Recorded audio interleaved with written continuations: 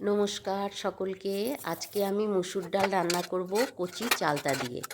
ডালটা ধুয়ে পরিষ্কার করে প্রেসারে একটা সিটি দিয়ে সেদ্ধ করে নিয়েছি।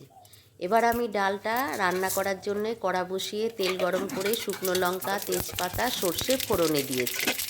সর্ষেটা ফুটে উঠেছে, এবার আমি একটা হাতার সাহায্যে সর্ষেগুলোকে ফাটিয়ে দিলাম। এবার নুন হলুদ মাখানো চালতার টুকরোগুলোকে দিয়ে দিলাম। চালতার টুকরোগুলোকে আমি একটু নোড়া দিয়ে থেতো করে নিয়েছি। একটু ফোড়নের সাথে চালতাগুলোকে নাড়াচাড়া করে ভাজা করে নিলাম। এবার দিলাম লবণ, হলুদ গুঁড়ো আর 3টে কাঁচা লঙ্কা চেরা। সমস্ত উপকরণগুলো একটু নাড়াচাড়া করে নিলাম।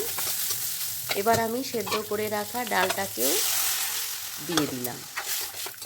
সমস্ত উপকরণ আর ডালটা ভালো করে নাড়াচাড়া করে মিশিয়ে ঢাকা চাপা করে নিলাম। এরকম কচি চালতা দিয়ে মুসুর ডাল খেতে আপনারা কে কে ভালোবাসেন অবশ্যই কমেন্ট করে জানাবেন। লবণটা চেক করে নিলাম, একটু লবণও দিয়ে দিলাম, দিয়ে আবারও ঢাকা দিয়ে দিলাম। যতক্ষণ না চালতাটা সেদ্ধ হচ্ছে ততক্ষণ ঢাকা দিয়ে দিলাম।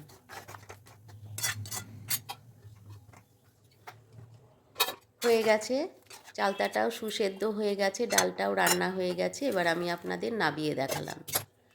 কেমন লাগলো চালতা দিয়ে মুসুর ডালটা অবশ্যই জানাবেন। পুরো ভিডিওটা দেখবার জন্য অসংখ্য ধন্যবাদ। ভালো থাকবেন সকলে।